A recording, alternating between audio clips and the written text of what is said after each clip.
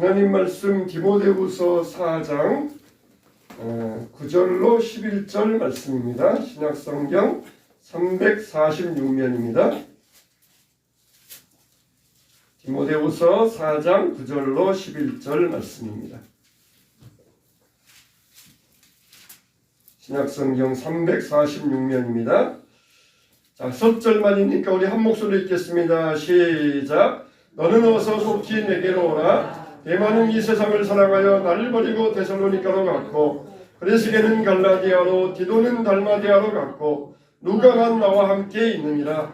내가 올 때 마가를 데리고 오라. 그가 나의 일에 유익하니라. 아멘. 할렐루야. 하나님의 이름으로 축원합니다. 할렐루야. 요즘 우리가 보면은 벚꽃 계절이지 않습니까? 곳마다 길가마다 그냥 거리마다 요즘은 지역마다 벚꽃이 없는 곳이 없습니다. 그래서 저 남쪽에서부터 북쪽까지 저 시간차를 두고 벚꽃이 쫙 올라가는데, 이번에 속초시에서 홈페이지에다가 이런 글을 올렸습니다. 죽을 죄를 지었습니다. 죽을 죄를 지었습니다. 그러면서 그 다음에 뭐라 하면은 하늘을 이길 수 없습니다. 그런 이 홈페이지에다가 이런 처가문을 올렸어요.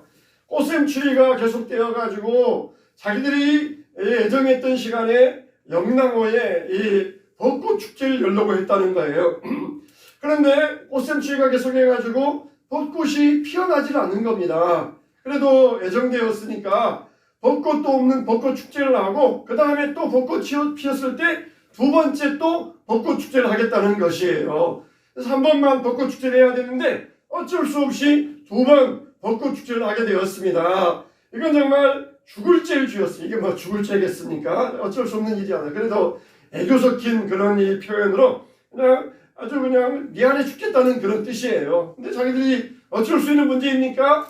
하늘을 이길 수가 없습니다. 하늘을 이길 수가 없다는 것이에요. 아무리 인간들이 노력을 해도 할 수 있는 것은 있지만 할 수 없는 것은 할 수 없다. 그러니 진심 어린 고백이 아니겠습니까?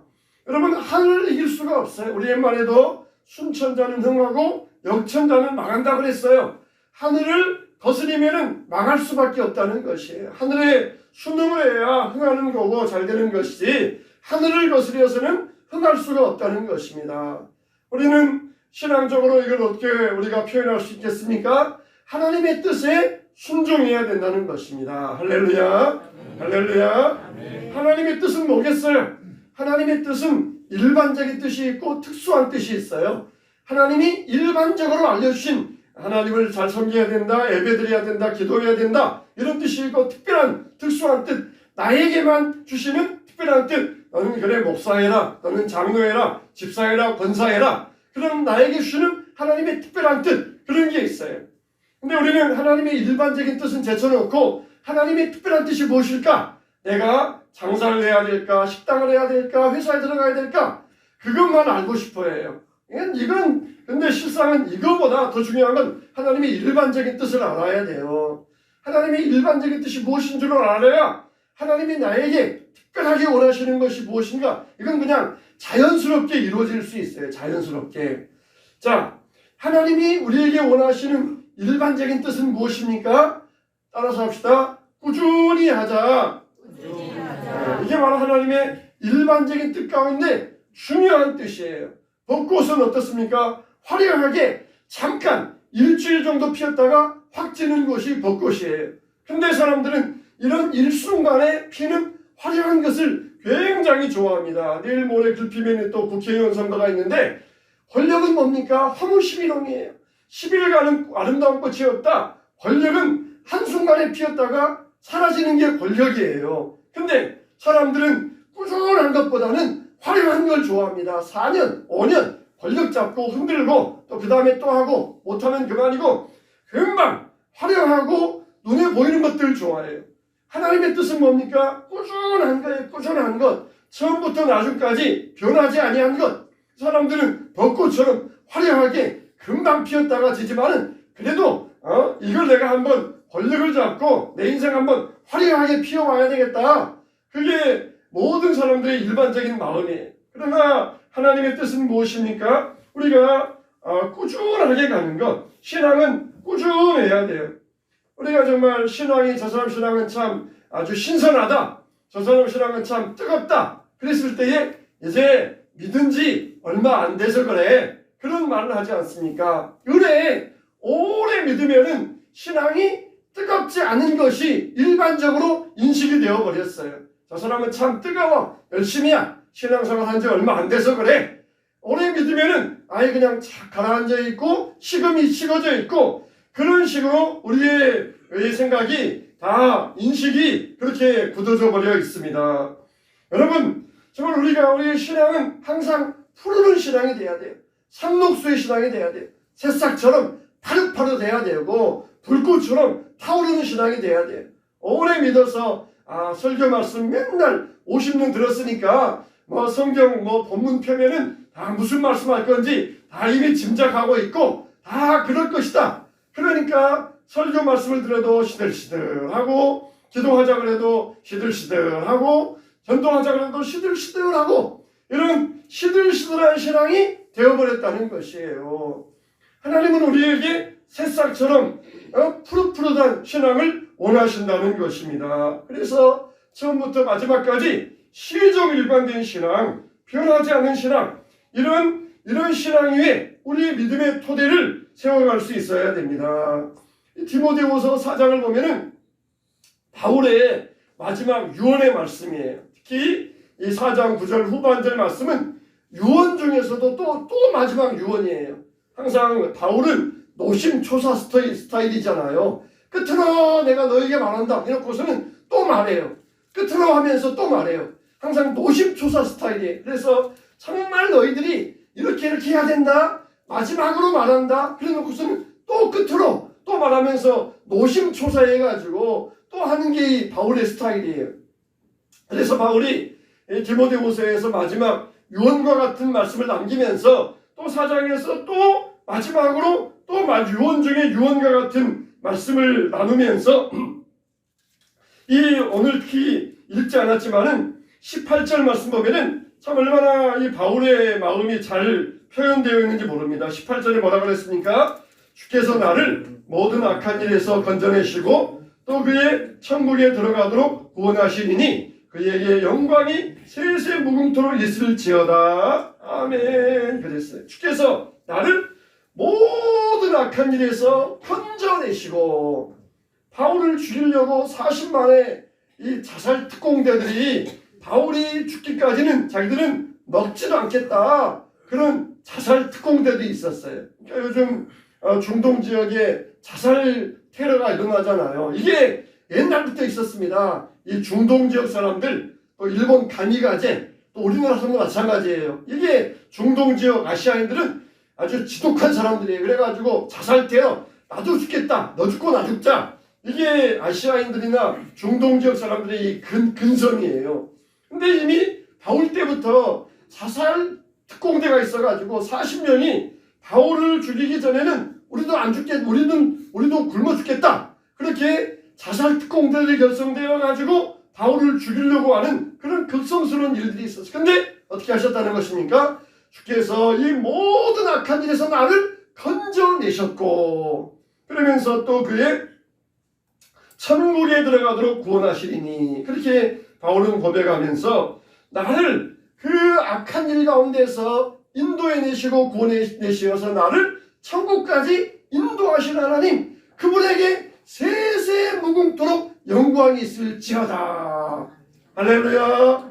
아멘. 여러분들을 하나님은 모든 악한 일에서 건져내시어서 천국에 들어가시기까지 여러분들을 보호해 주시기를 주님의 이름으로 축원합니다. 그분에게 세세 무궁토록 영광이 있기를 주님의 이름으로 축원합니다. 이렇게 이 나의 인생의 마지막 성공은 뭐냐? 천국 가는 거예요. 천국 가는 것. 세상에서 악한 일 넘어지고 깨지고 그렇지만은 인생의 성공은 뭐냐? 천국 가는 거예요. 세상에 가마 타고 다니면서 어와둥둥 둥실둥실 떠다니다가도 지옥 가면은 그거는 아무런 소용없어요. 아무런 소용없어요. 부귀영화 누리고 살다가도 지옥 가면은 아무 소용없어요. 그런데 주님께서 나를 모든 악한 일에서 건져내 주시고 천국에 들어가도록 보호해 주시리니 얼마나 이거 영광되고 축복된 일이냐. 그분께 영광 돌린다. 감사하다. 이게 바울의 고백이에요. 그런데 오늘 우리가 읽은 말씀 보면은 이 세 종류의 사람이 나옵니다. 첫째는 데마, 둘째는 마가, 셋째는 누가예요. 첫째 우리가 이 데마를 통하여서 영적인 진리의 교훈을 받기를 원하는데요.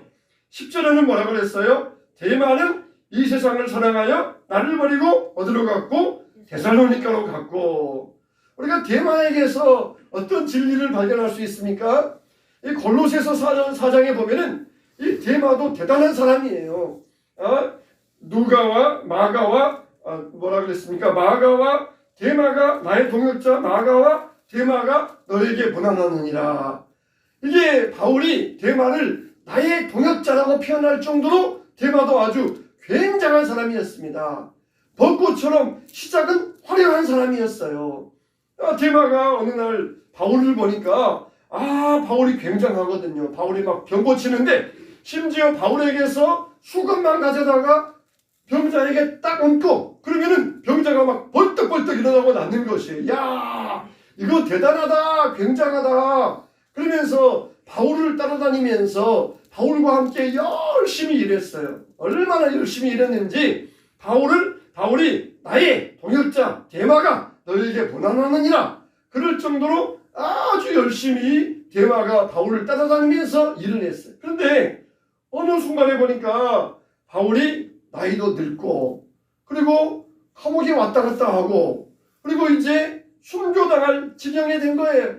이러다가는 내 인생 개망신 당하겠다. 죄송합니다. 개망신이라고 해서 여러분 잘 기억하라는 것들 드린 말씀이에요. 내 인생 이러다가 인생 쪽지겠다. 빨리 발빼야 되겠다. 그래가지고는 그냥 바울을 어느 사이에 떠나서 바울 곁을 떠나버린 것이에요. 괜히 바울 따라다니다가 내 인생 거덜나겠다. 그러면서 자기 이익을 위하여 어느 순간 바울을 떠나서 데살로니가로 떠나버렸다는 것이. 한순간에는 화려했습니다. 시작은 좋았습니다. 그런데 끝은 비참한 사람이에요.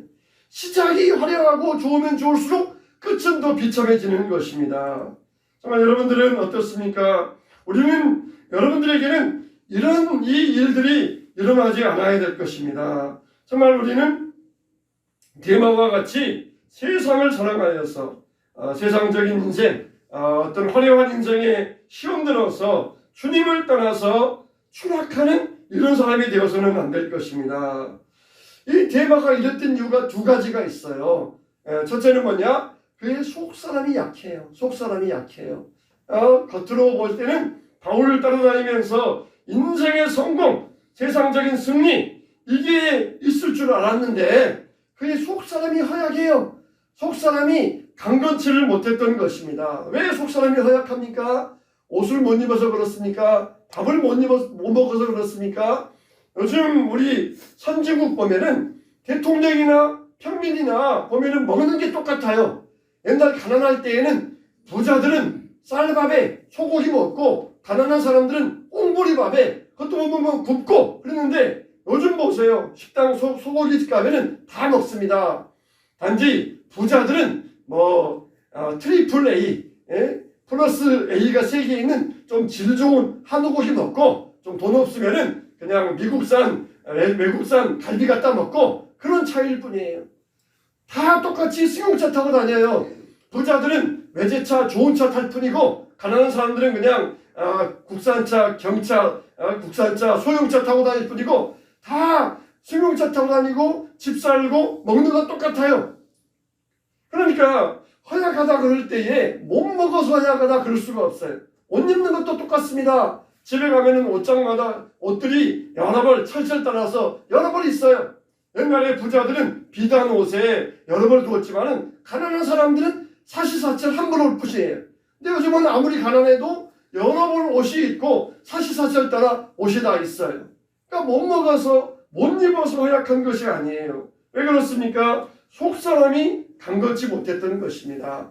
속사람이 왜 강건치 못해요? 하나님을 얼마나 의지하느냐, 하나님을 전적으로 의탁하고 신뢰함에 따라서 속사람이 강건하냐 허약하냐 이게 나눠져요. 근데 데마는 어때요? 항상 바울 따라다니면서 한 발은 교회에, 한 발은 세상에, 한 발은 천국에, 한 발은 지옥에 이렇게 양다리 걸치면서 다니니까 전적으로 하나님을 의탁하기보다는 언제든지 발뺄 준비를 하고 있어요. 교회 다니면서도 언제든지 발뺄 준비, 하나님 편에 서면서는 언제든지 발뺄 준비, 이런 준비를 하고 있어요. 전적으로 하나님 의탁하면서 나 그냥 죽으면 죽겠습니다. 뭐 죽이려면 죽이십시오. 전적으로 의탁함이 아니라 그냥 언제든지 발뺄 준비를 하고 있으니까 이게 속사람이 허약했던 것이에요. 속사람이 강건케 되는 비결은 뭡니까? 전적인 의탁이에요. 전적인, 나를 완전히 주님 앞에 던지면서 그냥 나를 죽이든지 살리든지 나를 어떻게 하든지 그냥 구워 삶아 드시든지 이게 나를 볶아 드시든지 주님 알아서 하세요. 그래야 되는데 전적인 의탁하지 않아요. 몸 아프면은 병원 가면 되고 돈 없으면은 은행 가서 대출 받으면 되고 그러면 되지. 그러면서 하나님에 대해서 의탁이 없었던 것입니다. 그런데 그러다가 어떻습니까? 우리에게 문제가 닥쳐요. 특히 자녀들 문제 생겨요. 그러면은 이거 죽이지도 못하고 살리지도 못하고 그래 그때서 하나님 정말 내 힘으로 안 되겠습니다. 주님만 의지하겠습니다. 내 힘으로는 할 수 없습니다. 주님께서 변화시켜 주시옵소서. 그때서 이제 하나님 앞에 나오는 것이에요. 내 환경, 정말 내 능력, 어떤 일을 해도 내 힘을 가지고 내 성향을 가지고 그렇게 해왔었는데 어쩔 수 없는 문제 앞에서 하나님을 의지해요. 정말 나는 어쩔 수 없습니다. 하나님을 의지합니다. 힘들고 어려운 환경 가운데서 주님 없으니까 어찌할 수 없습니다. 그렇게 하나님을 의지하게 돼 있어요. 그럴 때 우리 속사람이 강건해지는 것이에요. 강건해지는 것이.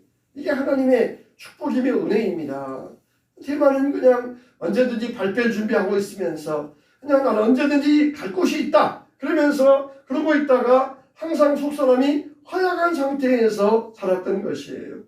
정말 여러분들, 여러분의 속사람이 강건해지시기를 주님의 이름으로 축원합니다.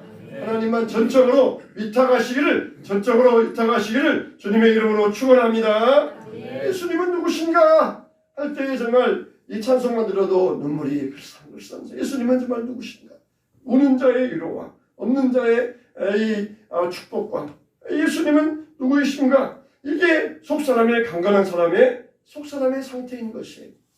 여러분 우리는 속사람이 강건해져야 돼요. 우리의 몸과 근육이 강건해져야 되지만 우리는 먼저 속사람이 강건해져야 됩니다. 그럴 때 하나님을 전적으로 위탁할 수 있는 경험이 있어야 돼요. 두 번째로 대만은 왜 그랬습니까? 비전이 없었어요. 꿈이 없었어요. 그의 생애, 정말 내 생애를 불태울 만한 나는 사명이 있다. 그랬어야 되는데 이런 사명이 없었던 것입니다. 내 인생을 끌어갈 만한 능력이 있어야 되는데 언제든지 흔들하면서 그렇게 사명과 목표가 없이 살아갔던 사람이에요. 테마가 이렇게 도중에 하차한 이유, 어려움을 이겨내지 못했던 것은 그 삶의 목표가 약했기 때문이에요. 하나님이 주신 비전이 없었기 때문이에요. 우리가 살다 보면 이런 우여곡절 당하지 않는 사람 누가 있습니까? 신앙생활 하다가 내가 정말 행복하기 위해서 교회 나왔는데 오히려 교회 다니면서 행복이 없어졌다. 그렇게 말하면서 하는 사람들, 그게 바로 이제 가난한 성도들이고 오늘날 청년 세대들의 의식구조 아닙니까? 결혼을 왜 해? 결혼하면 힘들고 어려운데 그냥 나 혼자 행복하게 살겠다. 그게 오늘날 사람들의 의식구조 아니겠습니까? 여러분, 대마에게는 이런 비전이 없었어요. 사명이 없었어요. 정말 내 배만 위하면서 나만 잘 되면 돼. 나만 편하면 돼. 나만 행복하면 돼. 이런 마음을 가지고 인생을 이끌어갈 만한 비전과 사명이 없으니까 어려움이 닥치니까 헌신짝 버리듯이 하나님을 버리고 떠나고 말았던 것이에요. 우리가 무엇에 사로잡히느냐, 이게 정말 고귀한 것이에요. 16절에 보니까 내가 처음 변명할 때에 나와 함께한 자가 하나도 없고 다 나를 버렸으니 그들에게 허물을 돌리지 않기를 원하노라. 얼마나 기가 막힙니까? 사도 바울이 많은 제자들을 양육했어요. 얼마나 사도 바울이 열심히 양육했습니까? 밤새워 가면서 그냥 오늘날처럼 잠깐 모였다가 양육받고 떠나는 게 아니라 그냥 몇 달 며칠을 몇 달을 그냥 조람노소원에 모여가지고 그냥 날마다 얼마나 열심히 양육했습니까? 근데 바울이 감옥에 갇히고 재판받으니까 다 떠나버렸어요. 다 떠나버리고 아무도 없다. 바울이 일반 목사가 아니라 바울이 직접 양육했는데 아무도 없어요. 그냥 일반 목사한테 양육받아서 떠났다 그러면은 뭐 그럴 수 있겠다 싶지만은 바울에게 양육받았는데 아무도 없다는 것이에요. 아무도 없다. 그러나 내가 그들에게 허물을 돌리지 않기를 원하노라 그랬어요. 내가 그들을 그래도 허물하지 않는다. 육신이 약하니까 어쩔 수 없었겠지 하면서 내가 다 이해할 수 있었다는 것이에요. 얼마나 기가 막힌 일입니까? 17절에 보면은 주께서 내 곁에 서서 나에게 힘을 주시면 나로 말미암아 선포된 말씀이 온전히 전파되어 모든 이방인이 듣게 하려 하시니 내가 사자의 입에서 건짐을 받았느니라 그랬어요. 사자와 같이 우는 사자와 같이 두루다니면서 삼킬 자를 찾는 이때에 시험을 들지 않았던 바울은 왜 그랬습니까? 복음을 위하여 나의 생명을 조금도 귀한 것으로 여기지 아니한다는 것이에요. 그러니까 바울은 시험에 들지 않았습니다. 여러분들도 신앙의 큰 비전에 신앙의 사명에 사로잡히기를 주님의 이름으로 축원합니다. 그래서 처음에는 내 편할 때는 내 배를 위하여서 예수님 따라다니다가 내 어려움이 있고 내가 힘들고 내가 조금만 어려우면은 예수님을 버리는 이런 사람들이 되어서는 안 돼요. 내가 처음 변명할 때 재판장에서 나를 스스로 변호했어요. 바울은 돈 살만한 돈으로 사고 살만한 변호사도 못 사니까 스스로 자기를 변호했어요. 내가 처음 변호할 때에 나와 함께한 자가 아무도 없었다. 그러나 그들에게 허물을 돌리지 않기를 원하노라. 왜 그랬어요? 내 목숨은 이미 주님께 드린 바 되었다. 내 목숨은 주님께 맡겨져 있다. 주님 손에 달려져 있다. 그러니까 나는 그들을 허물하지 않는다. 나는 주님 손에 달린 바 되어 있다. 이렇게 삶의 분명한 목표. 내 목표는 오직 예수 그리스도이다. 이 목표를 가지고 사도 바울은 살 수 있었어요. 우리들도 이와 같이 인생의 참된 사명 안에서 믿음의 목표가 무너지지 않게 되시기를 주님의 이름으로 축원합니다. 두 번째로 여기 나오는 사람 누구입니까? 마가라는 사람이에요. 마가. 이 마가는 누구입니까? 중간에 넘어졌지만은 다시 일어나 끝이 좋은 인생이 된 사람. 이게 마가예요. 이 마가 뭐라 그래요? 마가 요한이라 그래요. 마가 요한. 이 마가라는 이름은 라틴식 이름이고 요한은 히브리식 이름입니다. 그러니까 외국 이름과 우리 한국 이름이 섞여져 있어요. 가령 김갑돌인데 김다니엘 갑돌 그런 식으로 이제 한국 이름과 영어 이름이 섞여져 있는 이름이 바로 이 마가 요한입니다. 근데 마가는 부잣집 도련님이었어요. 성령이 이 오순절 임할 때 누구 집에 성령이 임했다고 그랬어요? 마가 다락방이라고 그래요. 마가 다락방. 마가의 집에 있는 다락방에 성령이 임했다고 그랬어요. 그러니까 그 마가 다락방에 120명이 모여 있어요. 여러분들 집 거실이 120명 모이는 거실이 있어요? 대청마루에 120명 모일 수 있는 대청마루가 있어요? 그러니까 마가의 집은 그럴 정도로 집이 넓고 부잣집이었다는 것이에요. 베드로가 옥에 갇혔을 때 누구 집에서 기도했어요? 마가의 집에서 모여가지고 기도했었다는 것이에요. 그러니까 그럴 정도로 마가의 집은 부자였고 또 날마다 그의 집은 교인들이 날마다 들락날락했어요. 언제나 집이 개방되어 있어가지고 항상 와서 기도할 수 있도록 집이 열려있는 자기 집을 교회로 제공하는 신실한 집안의 아들이었습니다. 그러니까 어려서부터 교인들이 들락거리면서 교인들이 생활하고 그리고 성령님하고 그걸 다 보았던 사람이에요. 그래서 자기 삼촌 바나바와 바울이 전도 간다. 그러니까 나도 갈래요. 그러면서 따라갔던 사람이에요. 근데 부잣집 도련님이 집에서는 그냥 항상 시중 들어주고 옷 입혀주고 먹여주고 그러다가 집 나가니까 이건 개고생이에요. 누가 하나 돌봐줄 사람 없고 하인도 없고 지금처럼 비행기가 있는 것도 아니고 버스가 있는 것도 아니고 맨날 수천 킬로를 걸어가야 되니까 발목 아프고 진물 잡히고 또 이게 노숙하면서 어디 먹을 데도 없으면은 굶어야 되고 여관이 없으면은 길에서 자야 되고 이게 너무 개고생인 거예요. 부잣집 도련님이 부잣집에서 편하게 살다가 집을 나가보니까 맨날 고생하니까 그냥 중간에 집으로 돌아와 버렸어요. 아이 나 힘들어서 갈래요. 그러면서 집에 돌아가 버렸어요. 그러다가 나중에 또 이 2차 선교 여행을 가게 되었는데 바울과 바나바가 마가 때문에 대판 싸웁니다. 바나바는 나의 조카 생질이니까 마가도 데리고 가자. 그러니까 바울은 천번에 전도하다가 도중에 그만두고 간 놈을 내가 어떻게 데려가? 저놈은 안 돼. 못 데려가. 그러니까 바울과 바나바가 마가 때문에 막 대판 싸웁니다. 데려가야 된다. 못 데려간다. 참 바나바는 그래도 온유하고 부드럽고 다 수용하는 사람인데 바울은 굉장히 고든 사람이었어요. 되면 되고 아니면 아니고 이게 고든 사람이었어요. 바나바는 다 부드럽게 그래도 또 기회를 주자는데 바울은 안 돼. 그런 사람이었어요. 그래 대판 싸워가지고 둘이 흩어져가지고 바나바는 마가 데리고 가고 바울은 실라 데리고 가고 둘이 그냥 헤어지고 말았어요. 그런데 세월이 흘렀습니다. 나중에 세월이 흘러서 뭐라 그럽니까? 이 11절에 보면은 누가만 나와 함께 있고 네가 뭐라 했습니까? 네가 디모데야 네가 올 때에 마가를 데리고 오라. 그가 나의 일에 유익하니라 그랬어요. 세월이 많이 흘렀어요. 그래가지고 이 마가도 그 다음에 처음에는 부잣집 도련님이 힘들지 못했지만은 자주 하다 보면 그것도 해요. 자주 하다 보면 합니다. 신앙생활도 하다 보면 잘해요. 예배 나오는 것도 처음이 어렵지 하다 보면 해요. 못하는 사람은 없어요. 근데 마가도 그랬어요. 부잣집 도련님 편하게 살다가 어려웠지만은 또 하다 보니까 잘했어요. 그래서 어려운 전도여행도 잘 다니고 열심히 했어요. 신앙생활 할 때는 겁내지 마세요. 아유 힘들면 어떻게 피곤하면 어떻게 겁내지 마세요. 하나님이 힘 주십니다. 하면 잘해요. 사람은 다 적응의 동물이라 하면은 얼마든지 할 수 있어요. 겁내가지고 마귀가 너 그렇게 하다가는 피곤해 쩔어가지고 너는 죽어. 너 그렇게 하다가는 너 시간 없어. 너는 안 돼. 마귀가 괜히 겁을 줘요. 하면 다 합니다. 할 수 있어요. 누구는 넉넉해서 합니까? 누구는 안 피곤해서 안 합니까? 할 수 있어요. 근데 마가도 그렇게 하다 보니까 열심히 잘해가지고 어제는 바울의 마음에 든 사람이라 마가 데리고 오라.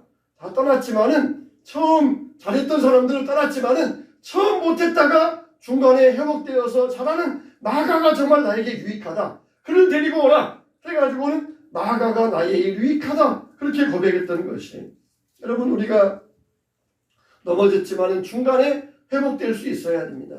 하나님은 우리에게 회복의 기회를 주시는 것이에요.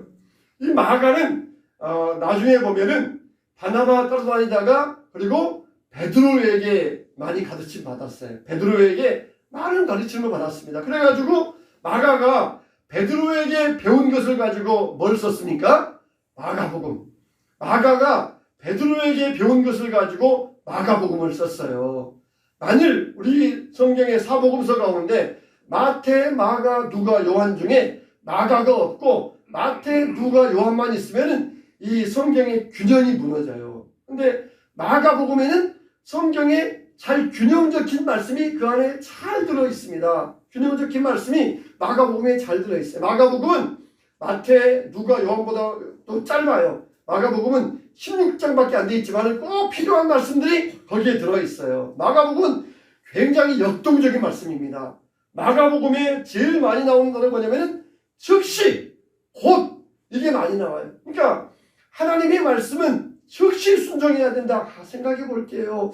나중에 가서 좀 연구해 본 다음에 하면 안 될까요? 그러면 안 된다는 거예요. 말씀드리면은 즉시 순종해야 된다. 자기가 전에는 비실비실하다가 하다가 말다가 그랬던 이런 마가가 이제는 변화되어 가지고 복음의 성격은 뭐냐? 즉시 해야지 나중에 하겠다, 후회하겠다 그러면 안 된다는 거예요. 이런 사람으로 완전히 마가가 변화되어 가지고 하나님의 말에 순종적인 사람으로 바뀌게 되었어요. 처음은 실패하고 어려웠지만 중간에 다시 일어나서 회복되어 가지고 하나님의 훌륭한 일꾼으로 쓰임받는 사람, 이게 마가예요. 마가. 여러분 우리들도 마가와 같이 처음에는 실패했지만 중간에 다시 일어나서 회복되어서 주의 일에 충성될 수 있어야 됩니다. 할렐루야. 할렐루야. 처음에 실수했다고 너무 낙심하지 마세요. 아유 힘들어서 못했어. 10번도 20번도 괜찮아요. 10번 못하고 20번 못하고 괜찮습니다. 중간에 얼마든지 일어설 수 있고 얼마든지 하나님 앞에서 끝이 좋은 인생이 돼야 돼요. 시작이 좋고 끝이 나쁘면 이거 아무것도 아니에요. 벚꽃처럼 화려하게 피었다가 지는 인생 돼서 안 돼요. 상록수의 인생, 끝이 좋은 인생이 돼야 돼요. 끝이 좋은 인생. 세 번째로 나오는 사람 누구입니까? 누가입니다. 누가만 나와 함께 있느니라 그랬어요. 누가는 보면은 정말 이 사람은 아주 처음부터 끝까지가 아주 꾸준하고 한결같은 사람이었습니다. 누가는 처음부터 바울과 함께 다니면서 바울의 주치의가 되어가지고 건강을 돌봐주고 그런 사람이었어요. 이 누가는 의사였잖아요. 근데 의사들은 굉장히 이 수술해야 되니까 굉장히 치밀한 사람들이에요.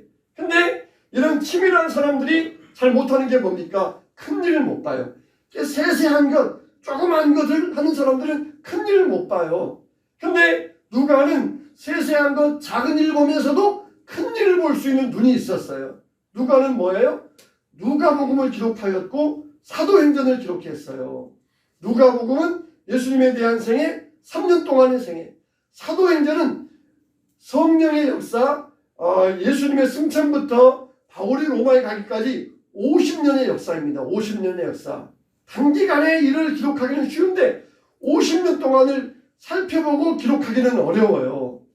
근데 이 누가는 치밀하고 작은 일도 잘했지만 역사적인 안목이 있어가지고 위대하고 넓은 것도 잘 보았던 그런 사람이었어요. 이게 우리가 이런 균형이 있어야 됩니다. 그러니까 50년 동안의 기록을 쫙 보면서 한눈으로 볼 수 있도록 이 역사는 성령께서 하신 일이다. 그래서 사도행전을 성령행전이라 하고 이 역사를 일관되게 쫙 50년 동안의 기간을 쫙 보면서 하는 길. 이게 누가가 잘했던 일이에요. 이제 올해로 우리 교회도 이제 30년을 맞이했잖아요. 30년 짧은 기간입니까? 우리 교회도 뭐 교회 역사 한 30년사를 발간해야 되나? 저는 엄두를 못 내겠어요. 어떻게 이걸 보면서 이게 이 안목으로 볼 수 있는 이게 30년 동안을 볼 수 있는 이게 뭐가 있어야 되는데 저는 엄두를 못 내겠어요. 그냥 있었다. 또 이게 기록들이 옛날에는 뭐 그냥 일반 사진 찍어가지고 필름 보관하다가 사진 보관하다가 또 그중에는 이제 뭐 카페 인터넷 카페가 나와가지고 거기에 또 저장하다가 또 나중에는 뭐 밴드가 나와서 거기에 저장하다가 이게 막 흩어져 있어가지고 이걸 다 모아가지고 뭐 어떻게 하든지 해야 되는데 엄두를 못 내겠어요. 여러분 근데 이 누가는 50년 동안의 일을 역사적인 일을 쫙 바라보면서 하나님께서 어떻게 일관되게 하나님이 이루어가시면서 유대에서 예루살렘에서 시작해서 이 유대로 사마리아로 온 세계까지 복음을 전파되게 하셨는가 이거를 일관되게 보면서 볼 수 있는 이런 이 눈이 있었던 것입니다. 우리도 역사를 볼 때에 역사적인 안목이 있어야 됩니다. 우리나라가 왜 이렇게 공산화가 되지 아니하고 늘 보호해 주셨는가? 꼼짝없이 우리나라는 이 반도에 달랑달랑 위태한 나라입니다. 그냥 중국과 소련이 몰고 내려오면은 그냥 우리나라는 달랑달랑 위태한 나라예요. 그리고 미국도 그 당시에는 일본까지는 보호한다. 이게 이 독트린 매치슨 라인이잖아요. 일본까지는 보호한다. 딱 끊어버리고는 한국은 나 몰라라. 그랬던 게 우리 한국의 상황이에요. 근데 위태위태하게 달려있으면서 나만 이때만 공산화되지 아니하고 그 큰 소련, 중국 다 공산화되었는데 북한이 되는데 위태위태 남아있는 나라 얼마나 위태위태합니까? 근데 하나님께서 역사하시고 개입하시니까 이 나라가 유례없이 부흥되고 발전될 수 있는 놀라운 빛과 같은 역사 누가 하셨어요? 하나님이 하셨어요. 일반적인 사람들은 우리 한국의 국민성은 부지런한 국민성이다. 새벽을 깨우고 밤늦게까지 부지런히 일하는 국민성이다. 아무리 그래도 북한은 어떻습니까? 북한 사람들이나 한국과 국민성이 다르고 오히려 이북분들 보시면은 남한 사람보다 더 부지런해요. 얼마나 이북분들 끈기 있고 더 부지런하고 얼마나 열심인지 몰라요. 근데 체제가 잘못되어 있으니까 얼마나 저렇게 가난 가운데 서덕이고 있습니까? 근데 남한은 하나님께서 보호해 주셔서 그 위태위태 세계 지도에 보면은 눈에 보이지도 않아요. 저런 나라 그래 공산당 줘버려라. 일본까지는 보호해주자. 태평양 라인. 그래서 태평양에서 만 생기면은 일본에다가 미군기 설치하고 그리고 그 다음에 중국과 싸우고 수령과 싸우고 그렇게 하자. 그랬는데 하나님께서 우리나라를 보호해 주셔가지고 정말 이게 하나님의 진실, 이 복음적 진실이라는 것이에요. 이게 하나님께서 하신 일이지 인간이 우연히 이룬 일들이 아니라는 것입니다. 이걸 우리가 이런 걸 볼 수 있는 눈이 있어야 돼요. 우리가 역사를 볼 때 고려, 조선, 그리고 대한민국 하잖아요. 고려는 뭡니까? 고려는 이 귀족의 나라예요. 귀족의 나라, 불교의 나라입니다. 이 조선은 유교의 나라, 사대부의 나라예요. 반면에 대한민국은 일반 백성의 나라, 기독교의 나라입니다. 하나님께서 얼마나 이 민족을 사랑하셔서 이걸 흘러내려오게 하셨습니까? 여러분, 하나님의 은혜가 우리 민족에게 이렇게 얼마나 쌓여있고 얼마나 깊이 있는지 모릅니다. 이렇게 우리가 이 역사를 볼 수 있는 눈이 우리에게 있어야 됩니다. 누가는 어떤 사람이었어요? 누가만 나와 함께 있느니라. 정말 여전하고 처음과 끝이 똑같은 사람이었습니다. 우리는 벚꽃처럼 화려하게 졌다가 펴는 이런 신앙이 아니라 상록수와 같이 끝까지 잘 감당하면서 끝까지 갈 수 있는 상록수의 신앙이 되어야 됩니다. 데마와 같이 시작은 좋았는데 끝이 안 좋은 사람이 되어서는 안 되고, 마가와 같이 혹은 누가와 같이 처음은 안 좋았다 할지라도 회복돼야 되고, 누가와 같이 처음부터 마지막까지 꾸준한 신앙인이 되어서 정말 하나님 보시기에 아름답고 복된 신앙인들 다 되어야 될 것입니다. 오늘 이 아침에 주님 앞에 나온 여러분들 정말 하나님을 섬기면서 못하겠다 하지 마세요. 하나님이 힘주셔요. 마가와 같이 부잣집 도련님도 나중에서는 노숙자 신세, 여행자 신세 하는 것을 겁내지 아니하고 세계를 다니면서 복음을 전하는 전도자로 변화가 될 수 있었어요. 우리들도 편하고 안락한 것만 좋아하지 말고 주님을 위하여서 열심히 일하고 나아갈 때 주님께서 우리의 신앙을 상록수의 신앙으로 받아주시고 우리의 삶을 축복하여 주시고 은혜 베풀어 주시고 형통케 하여 주시기를 주님의 이름으로 축원합니다.